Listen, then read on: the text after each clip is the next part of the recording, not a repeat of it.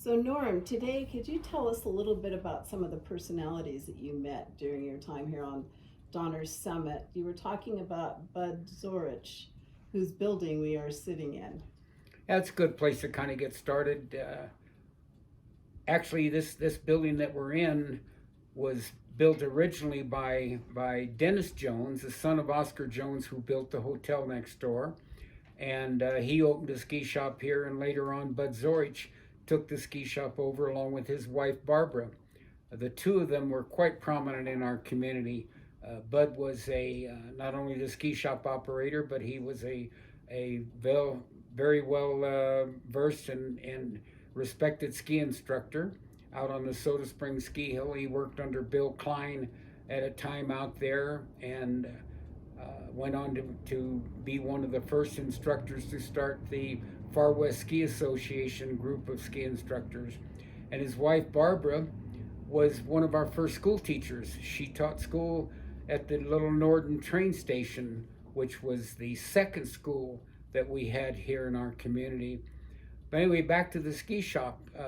Bud and Barbara ran this place, and they had lots of good stuff. They had head skis, Bogner pants and parkas, stuff like that. But also in the early days, it was big here in our community was tobogganing, and they had over 100 toboggans for rent here in the community, and that went on until the ski hill changed hands out at Soda Springs. And when it did, the new owners decided that they didn't want to have all the parking lots taken up with tobogganers, so they made the dam, Lake Van Norden Dam, off limits, so you couldn't park and toboggan anymore. But Bud also was a tennis pro, and he went on to be a tennis pro down at Tahoe Donner. He worked there for quite a while. But both his wife and himself were quite prominent in the community, helping to put on fashion shows, promoting the community, helping to put on ski events, so on and so forth. But they were very, very strong, good people for our community. What are some other folks that were here about that same time? Well, I kind of touched on a name, Dennis Jones. We're going to say something now because Dennis was really the start of the moving into, so to speak, the modern era of skiing.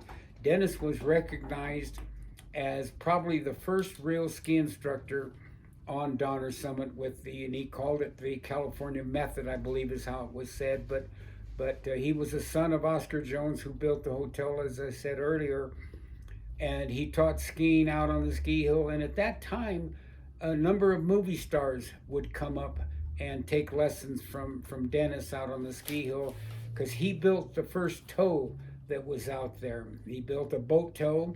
It wasn't successful. The next year, he ended up building a rope tow out there with the help of Charlie Van Evera. And then on the ski hill also at that time was the Sitzmark Lodge that was up the hill. And later on they built a J-bar. But Dennis was quite a person involved in the upbringing of skiing. And he was around for a long time, ended up running the hotel here at Soda Springs, the Soda Springs Hotel, him and his wife. So they were quite prominent in the community. Now, when did the Soda Springs Hotel, was it sold and became condos? The Soda Springs Hotel was taken over by a number of different people. Of course, starting with the Joneses, then then Brandon Doris Chaplin. A number of people it went through the hands, and then Marvin and Maggie Littenstein bought it, and that was in about the middle 70s, and they converted it to condos. That was kind of a demise of our little community too, with this being converted to condos, because when the road changed in 1963 and opened the Freeway 64, that was the start of the demise, because we had 5 hotels, bars, restaurants, and all that kind of stuff. These service stations, there was 6 of those actually, 2 grocery stores, 2 post offices. But that was kind of the slowdown of it when this got turned into condos. Yeah.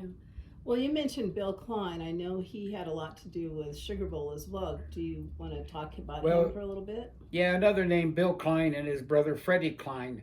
They go back into the 30s, and they got here at a time when skiing wasn't really prominent, but Bill Klein was the, so to speak, resident ski instructor. He was the resident ski instructor for Rainbow, Soda Springs Hotel. He also worked at the Sierra Club teaching skiing there. But early on, he worked with Mrs. Jessie Vanderford, who had a boys' camp up at Donner Ski Ranch. And with the help of Johnny Ellis, a rope tow was built across the street on the Donner Ski Ranch property as it's known today. And Bill taught skiing over there along with his brother Fred. They also, Fred and Bill especially was involved with Lukey Foger down in Yosemite. And that's kind of how they graduated to come up here to get involved with this. But Bill went on later to become the resident and the director of the ski school at Sugar Bowl for many years. When he quit teaching skiing, he had a ski shop there. Also ended up with another ski shop in Ghirardelli Square down in San Francisco.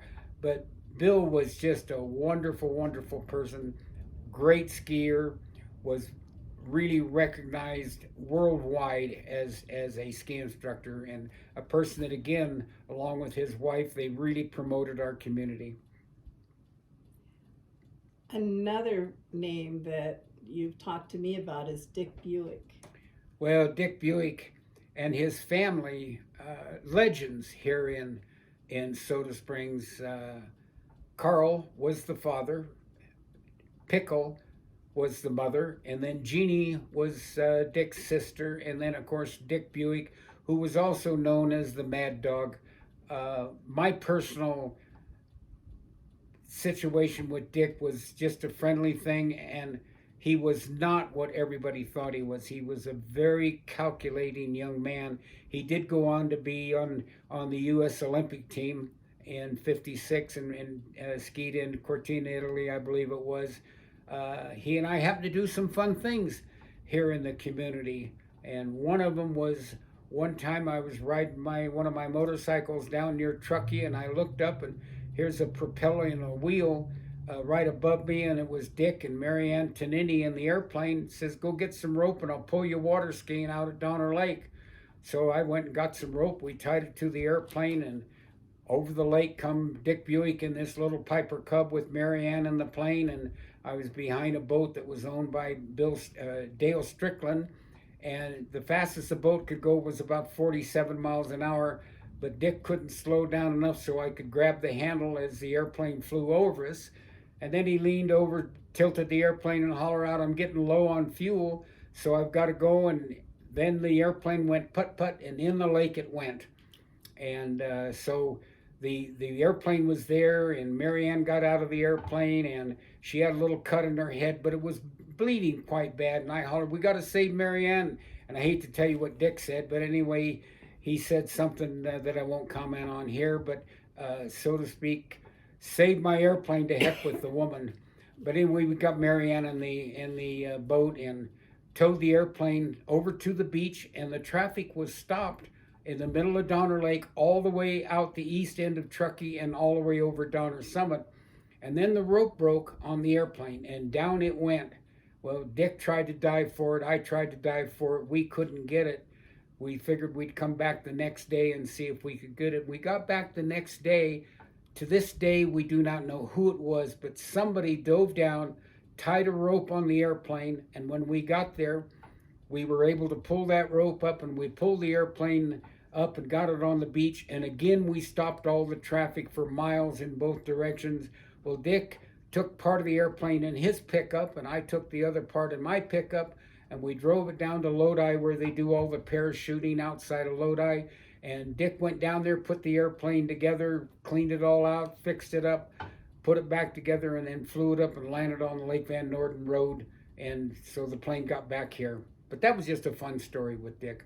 In my opinion, some people have said he flew his airplane under the bridge at Donner Lake, and I'm going to say no, he didn't. He didn't fly under the Donner Summit Bridge. But he could have, but I don't think so. But Dick was really a recognized skier worldwide. When he got to Europe, the Europeans over there totally respected him because he they said he had no fear, but that's not true. He really understood what he was doing and how he was going to do it. And when he committed himself to something, he did it. But a great young man. Unfortunately, he died along with another friend of mine, Dick Robarts, and they were practicing stalls with another airplane above Donner Lake, and they crashed in Donner Lake, and that's where he died. So, but he was a great kid.